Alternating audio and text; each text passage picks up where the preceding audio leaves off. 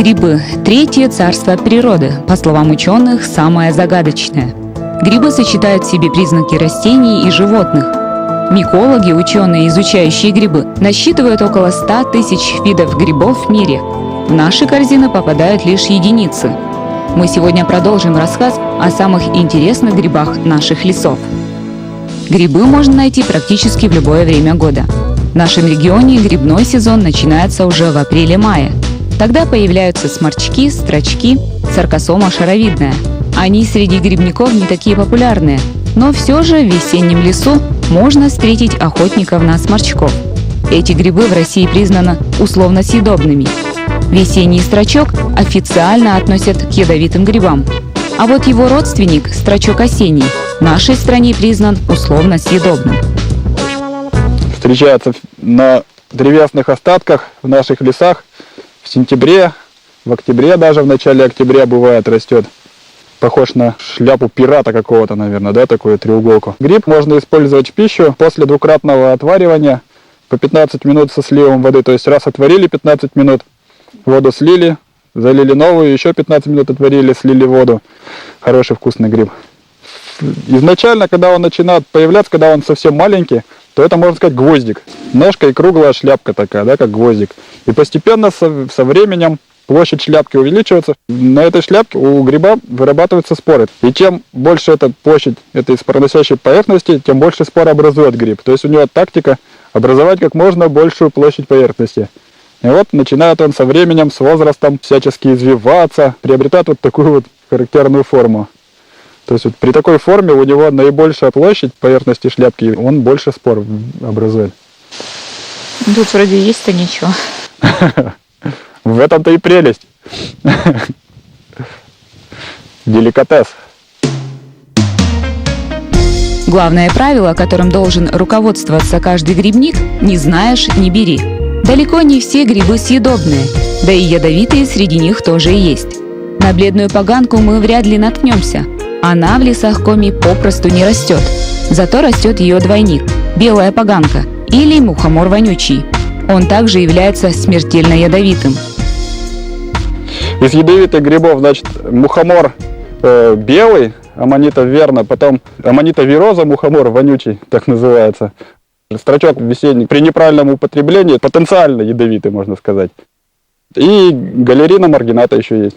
Галерина окаймленная. Такой небольшой грибочек, но его специально собирать не будешь. Для сбора непривлекательный грибок. Мухоморы – одни из самых интересных и загадочных грибов. Существует несколько видов мухоморов, однако не все они ядовитые. Самый популярный вид – мухомор красный. Все считают его ядовитым, но по утверждению миколога Дмитрия Кириллова, чтобы отравиться токсинами красного мухомора, надо съесть за раз около 4 килограммов грибов. Этого красавца знают все, да? Мухомор красный, аманита мускария. Вот я могу показать вам один такой номер, который очень часто так приводит в замешательство наблюдателей. Можно попробовать смело. Мухомор, мякоть мухомора, она очень вкусная и имеет ореховый вкус.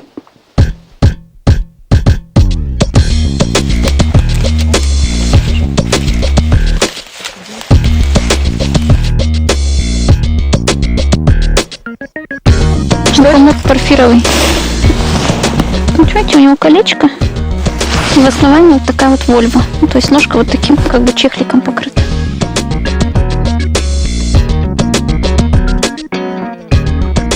Несмотря на обилие грибов в лесу, самыми популярными остаются 10-15 видов. Наши грибники руководствуются правилом «не знаешь – не бери». Нормальный обычный подосиновик, просто почему-то он такой блеклый. Даже у него, смотрите, вот чешуйчатость характерная, да, вот тоже, вот здесь вот чешуйчатость такая мелкая. И здесь тоже такая, как хлопьями такими. Что-то ему не хватило. Это, видимо, какой-то грибной организм, нетипичный, не характерный, с какой-то мутацией, который образует плодовые тела вот такие. Если такой гриб попадается, то его можно брать, и он нормальный будет, съедобный. Просто у него пигментация какая-то измененная.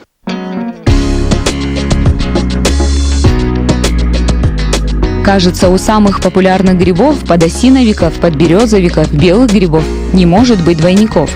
Их уж ни с чем не перепутаешь, но как бы не так. И у белого есть двойник – это желчный гриб. Они похожи и по форме, и по размерам. Главное отличие – сеточка на ножке желчного гриба. Этот гриб не является ядовитым, но он не съедобен. У него очень жгучий горький вкус, и если он попадет в ваш суп, блюдо уж точно будет испорчено. Также обстоит дело с сыроежками. В нашем лесу около 100 видов сыроежек. Некоторые из них лучше обходить стороной. Сыроежка жгучая с красной шляпкой, которая растет по болотам. Жгучая она предпочитает сырые места с сфагнумом, с мхом. Бывает красная, которая очень похожа на жгучую сыроежку, но она нормально съедобная, она не горькая. Сыроежек вот с такой красной шляпкой тоже даже видов 10 будет, 12. Есть нормальные вкусные сыроежки с желтой шляпкой, с зеленой шляпкой, с винно-красной шляпкой. То есть там такой ассортимент. Сыроежка вонючая, Russula faetans, валуй еще, который называется, очень популярный же гриб.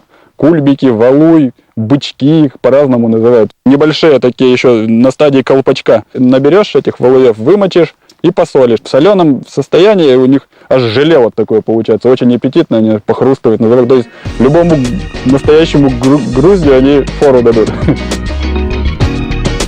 На севере в течение грибного сезона друг за другом появляются 3 вида маслят. Открывают сезон масляты зернистые. Они появляются уже в мае. Его потом сменять начинает масленок поздний. Август, начало сентября – это как раз время плодоношения масленка позднего, Suillus luteus. У него нет пленки, нет пояска вот такого, как вот у первого весеннего, у зернистого масленка. Вот третий вид масленка – это Suillus variegatus. Это масленок изменчивый. В основном все называют, что это маховик желто-бурый. На самом деле это из рода масленок вид. А настоящий маховик, вот, Xerocommus, род маховик, вот он такой. Видите, у него такая типичная зеленовато-буроватая бархатистая шляпка, ярко-желтая такой трубчатый слой и такая неказистая ножка. Ну, это съедобный хороший гриб тоже. Многие съедобные грибы мы не знаем и обходим стороной, даже не подозревая, что эти грибы могут украсить любое блюдо. Скажем, колибия пятнистая или денюшка.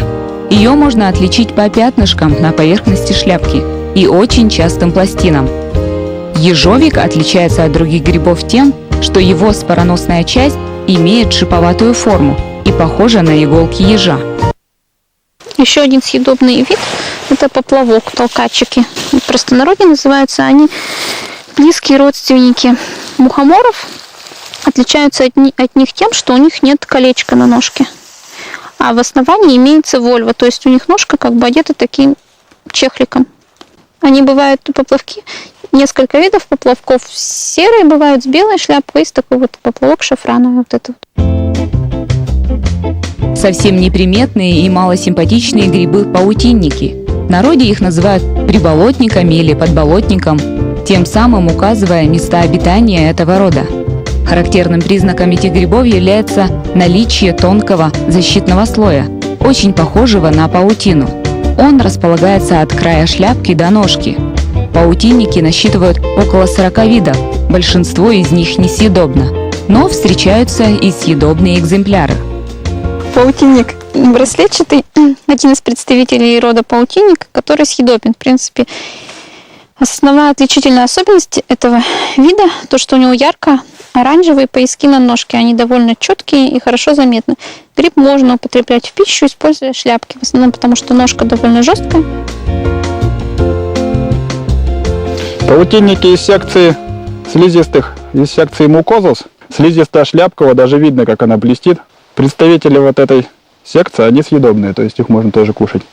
Этим летом, между прочим, наблюдал, как вот один вертолетчик, выйдя в тундру, набрал целую, такая заглушка для турбины, он целую вот эту штуку вот таких паутинников набрал.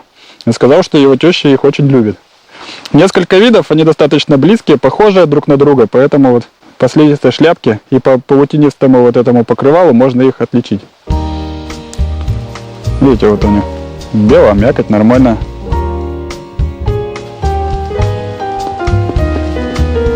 Мякоть не горько. Гриб из семейства паутинниковых, золотой. Назвали его так по цвету. Он ярко-желтого или оранжевого оттенка. Растет на лугах и вдоль дорог. Появляется осенью. Золотой гриб занесен в Красную книгу Республики Коми. Вот золотой гриб. Взрослый, зрелый экземпляр плодового тела. Здесь, в принципе, еще есть маленькие. О, целое семейство.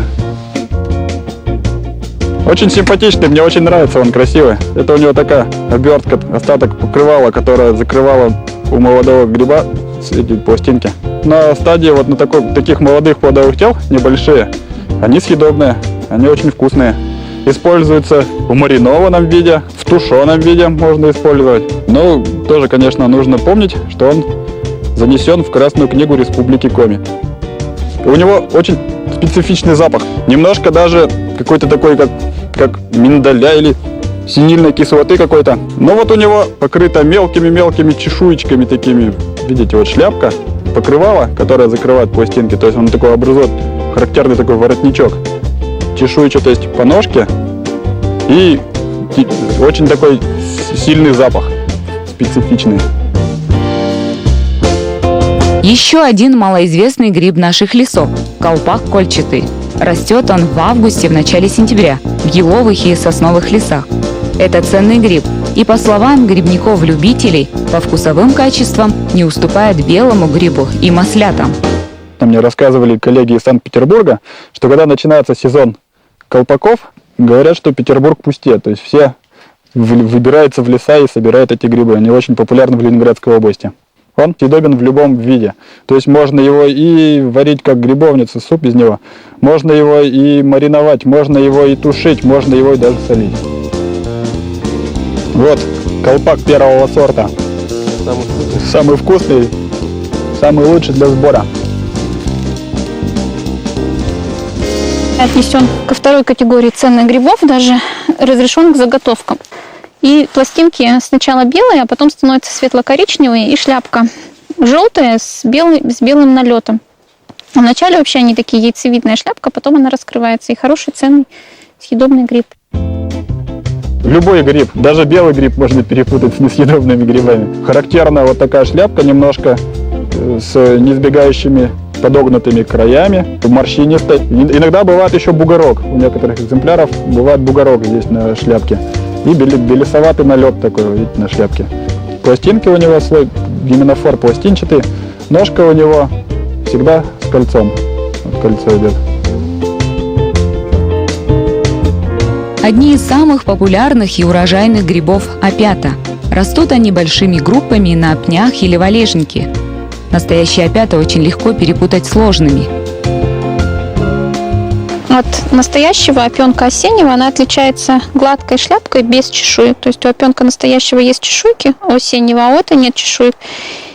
И пластинки, они бывают или коричневатые, или зеленоватые. А у гефалом с зеленоватыми пластинками она ядовитой считается видом.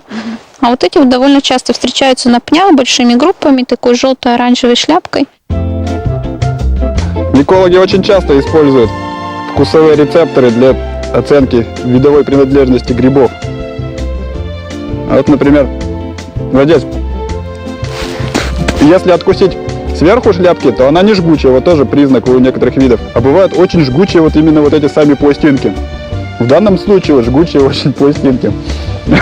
Просто очень сильно жгучие. Это съедобный гриб. Горькушка, она используется в соленом виде. У нас их еще называют путники, эти все грибы, которые используют в засолке. Они относятся к группе млечников, то есть у них выделяется млечный сок на пластинке, когда мы повреждаем капельки белого млечного сока. Поэтому они все вымачиваются, а горькушку лучше всего отварить. В принципе, неплохой, вкусный, довольно съедобный гриб. Грузди на Руси издревле считались ценными грибами. Их засаливали, готовили постные блюда. Название гриба пришло из старославянского языка и означает «груда», «куча». Растут они обычно целыми семьями, кучами. В старину раньше использовали млечный сок груздей для сведения бородавок. То есть просто-напросто брали свежие грибы, млечный сок выделяется и наносили на бородавку и говорили, что это помогает. Есть грусть настоящая, а есть еще грусть сухой называется он. Их называют скрипица, потом скрипунами называют. Он такой же, как настоящий, только у него шляпка гладкая такая, белая. Млечный сок у тех груздей он белый, у скрипуна. Рыжик еловый в наших лесах встречается довольно редко. Относится к первой категории ценности, то есть его можно даже не отваривая сразу жарить, то есть как все млечники, которые содержат млечный сок, их нужно вымачивать, а рыжики не нужно вымачивать, их можно сразу же использовать. У него оранжевая шляпка с таким зеленоватым оттенком, ярко-оранжевый млечный сок и зеленоватая ножка. Но их нужно собирать обычно маленькими, потому что грибы с крупными плодовыми телами, они уже в основном все червивые. Короли полей, лугов, клумб и городских парков – навозники. Они растут везде, была бы земля удобренной и плодородной. Как ни странно, но некоторые виды этого малопривлекательного гриба съедобны. За границей навозник, вот этот вот вид Капринус коматус, навозник лохматый, или навозник белый еще, называют гриб со вкусом куриной ножки. Если его разрезать со светлыми пластинками, плодовые тела можно использовать в пищу. Пластинки светлые, потом они розовеют, а потом они начинают чернеть уже у крупных плодовых тел. Ну вот когда чернеет, образуются споры у них уже темные, они уже непригодны в пищу. Эти грибы исключительно для трезвых гурманов. Если за ужином вы собираетесь пропустить даже один бокал вина, закусывать его навозниками не стоит. Навозник содержит токсины, которые при взаимодействии с алкоголем вызывают отравление. Попадая в организм, он блокирует процесс естественной биотрансформации алкоголя. В организме алкоголь разлагают вначале до ацетальдегида и в дальнейшем на более безвредные вещества, которые выводятся из организма. Токсин каприна, он блокирует этот механизм на стадии образования ацетальдегида. Такого очень достаточно токсичного вещества, которое влияет на вегетативную нервную систему. При приеме алкоголя даже бывает, что люди в кому впадают с блокировкой деятельности сердечно-сосудистой системы. Но в основном у большей части людей буквально в течение часа наблюдается покраснение кожных покровов, лица, тошнота, рвота, судороги какие-то такие слабенькие. Ну, через час это все проходит. Но в течение 2-4 дней после приема грибов это все может возникнуть снова.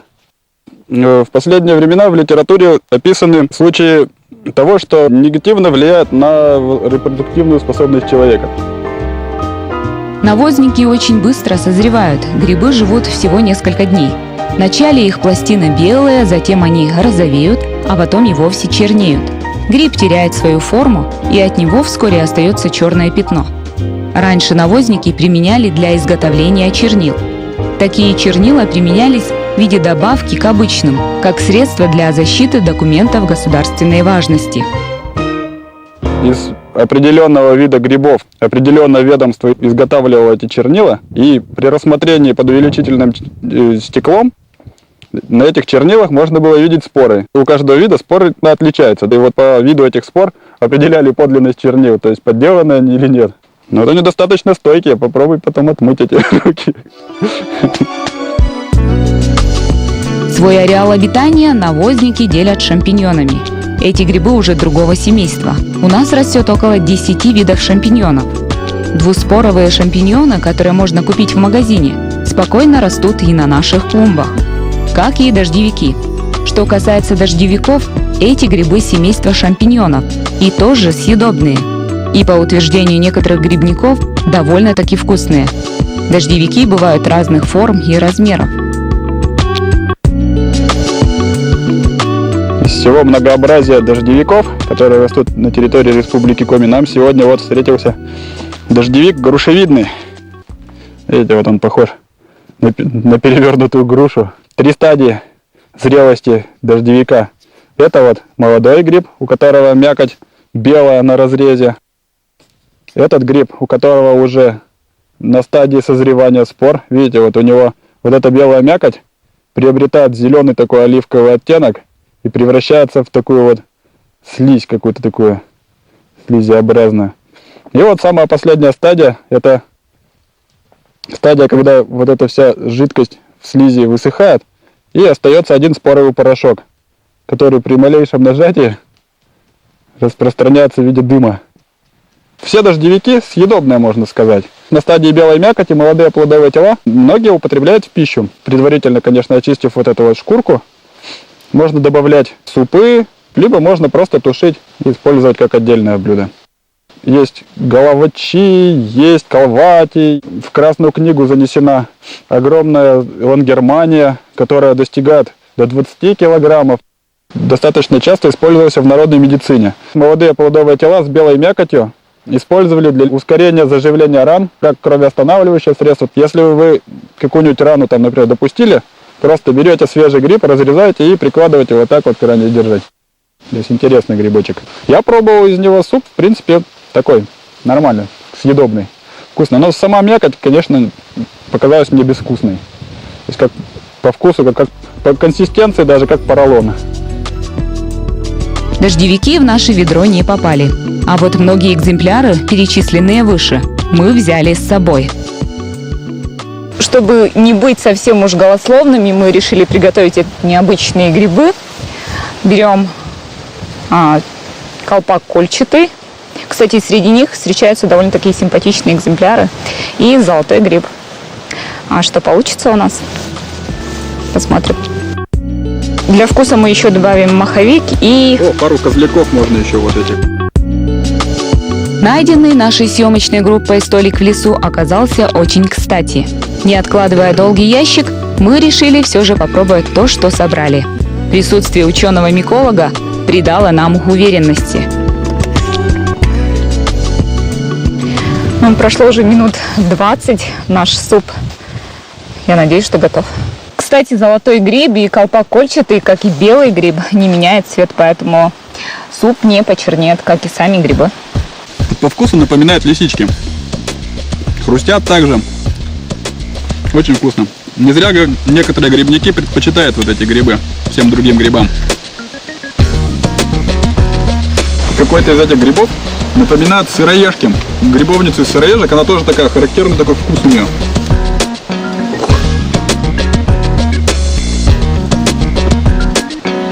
Вкусно.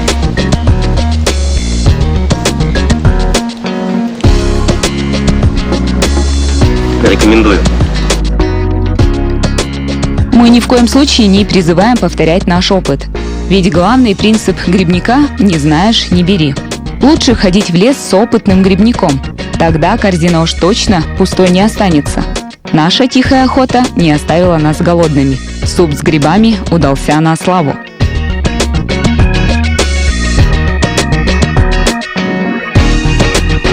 С наступлением холодов и с первыми снегами жизнь в лесу, кажется, замирает. На лыжи пока еще рано, а сезон тихой охоты вроде бы уже и закончился. Но это неправда. Сезон тихой охоты продолжается, и мы вам это докажем.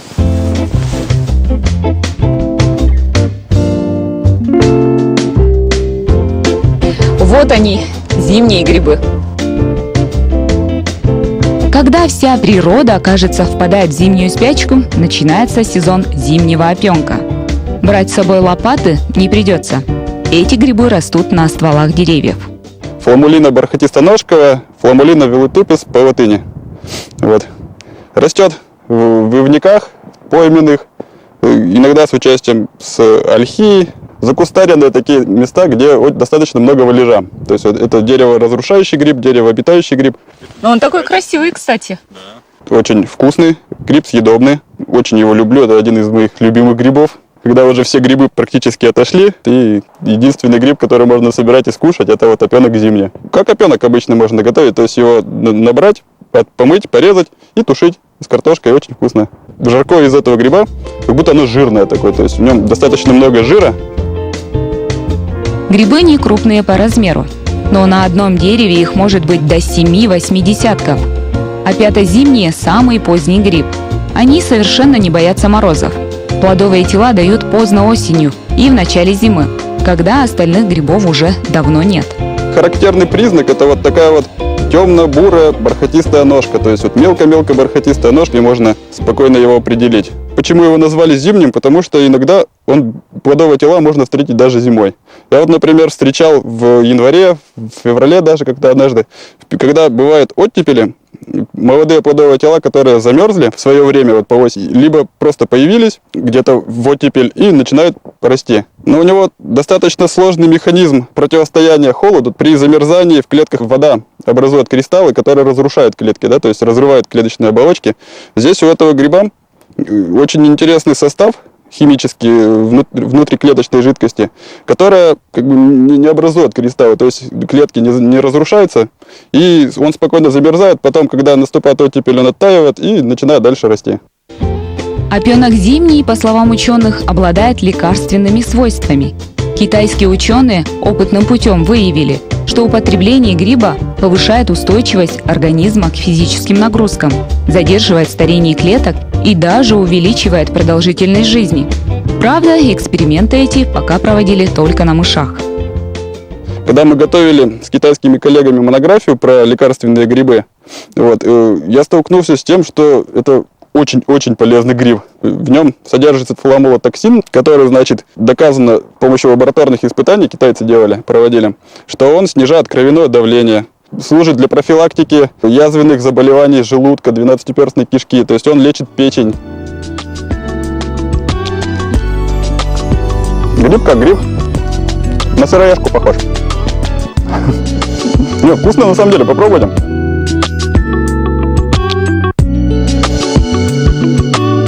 Восемь незаменимых аминокислот, в том числе и аргинин, которого много в саркосоме. То есть это эликсир молодости, можно сказать.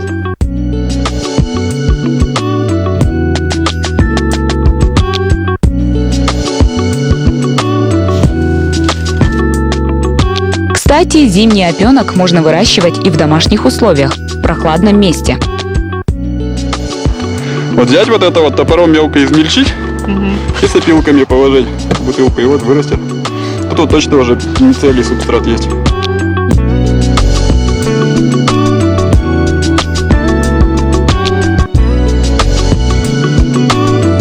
Диетологи утверждают, грибы не самый полезный продукт, он трудно усваиваем. Микологи говорят, грибы – необычное явление природы. Не зря его выделили в отдельное царство. Учитывая разнообразие съедобных грибов, говорить о негрибном сезоне не приходится. Ведь если не уродятся белые грибы, грузди, лисички, в лесу наверняка найдется чем их заменить. Колпакольчатый, золотой гриб, паутинники и даже навозники с дождевиками. Любой съедобный гриб может придать вашему блюду необычный вкус. Наша съемочная группа может это сказать с уверенностью.